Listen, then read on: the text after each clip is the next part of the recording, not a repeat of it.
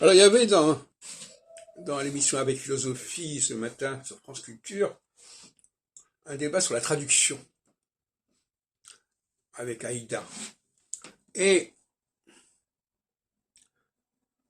je n'ai pas aimé ce qui a été dit à ce sujet concernant la langue française. La langue française n'est pas une langue comme les autres. De même que les Juifs ne sont pas une religion comme les autres, ne sont pas un peuple comme les autres. Cette façon de mettre sur le même pied des entités qui ont leurs particularités est assez déplaisante et relève une forme d'anti-français ou d'anti-judaïsme. Parce que c'est vrai que le fait de parler d'égalité peut sembler être une façon de n'être contre personne, mais si justement vous mettez à égalité des choses qui ne sont pas à égalité, vous faites un problème là. Bon. Alors, c'est assez vicieux comme démarche. Donc, la langue française est une langue particulière qui a énormément influencé d'autres langues, tout en gardant sa spécificité. Pourquoi? Parce que les autres n'ont pas compris cette spécificité pleinement. Donc, il y a un mystère de la langue française, il y a un mystère de son influence. On sait qu'aujourd'hui, apprendre l'anglais, c'est d'apprendre des milliers de mots français, même si un anglais de base va nous dire « Oh, il connaît 3 ou 4 mots français », ce qui est une preuve d'inculture absolument gigantesque, qui est vraiment liée à un manque de culture au niveau de l'enseignement primaire et secondaire, aussi bien dans les pays, aussi bien en Angleterre qu'outre-Atlantique. Ça, c'est quand même scandaleux. Le fait que le français ne soit pas devenu, notamment avec le Brexit, la langue de l'Europe, de l'Union européenne, c'est aussi scandaleux.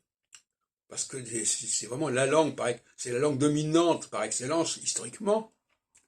Et en outre, elle a des particularités que d'autres langues ont perdues, ou n'ont pas su conserver et préserver, notamment au niveau des marqueurs de genre et de nombre. Alors je ne reviens pas là-dessus, parce que j'en ai déjà parlé longuement, mais je voudrais quand même vous signaler que si on considère les langues comme étant en phase avec l'anthropologie, eh bien il y a une dimension anthropologique dans la langue française, il y a un ancrage anthropologique dans la langue française qu'on ne trouve pas dans d'autres langues. Par exemple, le rapport entre le singulier et le pluriel, entre le masculin et le féminin, sont traités en français de manière beaucoup plus subtile, beaucoup plus sophistiquée que dans la plupart des autres langues que je connaisse. Aussi bien germanique, latine, sémitique ou slave.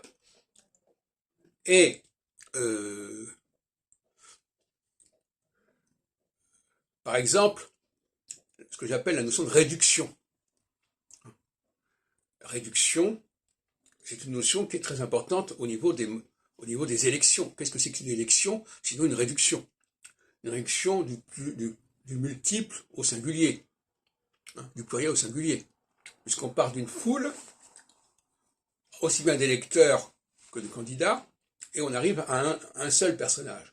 Donc c'est bien une réduction. Bon. Et bien cette notion-là, on la trouve en français, pleinement, on ne la trouve pas dans d'autres langues. Donc le fait que le français soit en phase avec les données anthropologiques, on pourrait aussi parler du masculin et féminin, bien entendu, mais ça c'est un autre aspect, montre bien la richesse de la langue française, la richesse du soubassement et du socle de la langue française.